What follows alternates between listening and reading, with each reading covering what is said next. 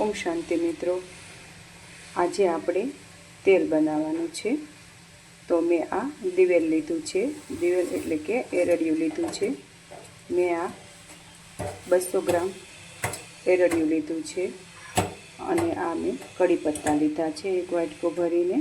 શું તમારે વાળ ઉતરે છે?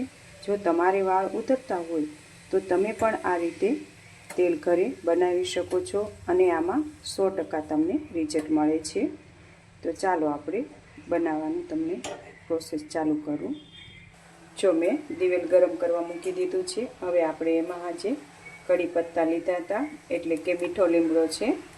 જો હવે આપણે એને મિક્સ કરી લઈશું અને ધીમા આંચે આપણે એને થોડીક વાર ઉકળવા દેવાનું છે।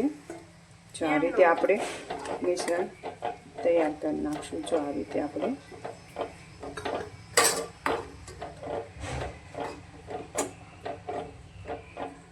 જો આમાં તમારે મેથી દાણા નાખવા હોય તો પણ નાખી શકો છો, પણ હું નથી નાખવાની, મને આનું રિઝલ્ટ સારું મળ્યું છે એટલા માટે।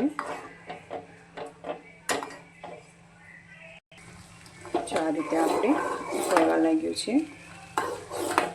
જો તમે પણ વાળ તમારે ખરતા હોય તો તમે આ રીતે ચોક્કસથી કરજો, તો તમારે એક પણ વાળ નહીં ખરે। અને દિવસમાં 2 વાર તો ચોક્કસથી તેલ આ દિવેલ નાખવાનું છે, સવાર અને સાંજ। સહેજ સહેજ લઈ અને માથામાં માલિશ કરવાનું છે।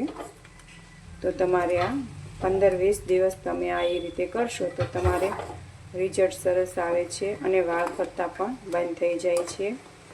વાળ કાળા અને સરસ લાંબા પણ થાય છે। જો આ રીતે આપણે સરસ રીતે ઉકળી ગયો છે, બધાય બબલ્સ બંધ થઈ જાય ત્યાં સુધી આપણે એને ઉકળવા દેવાનું છે અને લીમડો સરસ આમ અંદર આમ કડકડો થઈ જાય છે, ખખડી જાય છે। જો ત્યાં સુધી આપણે એને ઉકળવા દઈશું। પછી હવે આને આપણે ઠરવા મૂકી દઈશું। ઠરી જાય એટલે આપણે આને બોટલમાં ભરી લેવાનું છે। તો આપણે 10 મિનિટ એને ઠરવા દઈએ। ચાલો આપણે ગેસ બંધ કરી દીધો છે।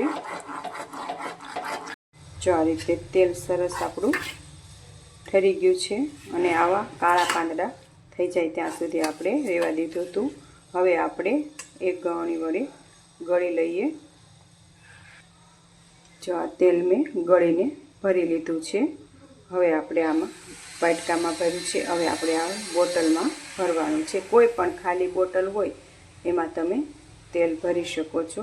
તો હું આ બોટલમાં ભરી લઈશ અને આ તેલ તમે ચોક્કસથી બનાવજો અને આ વાપરજો। પછી મને કોમેન્ટમાં લખીને જરૂરથી કહેજો કે આ તેલ તમને કેવું લાગ્યું।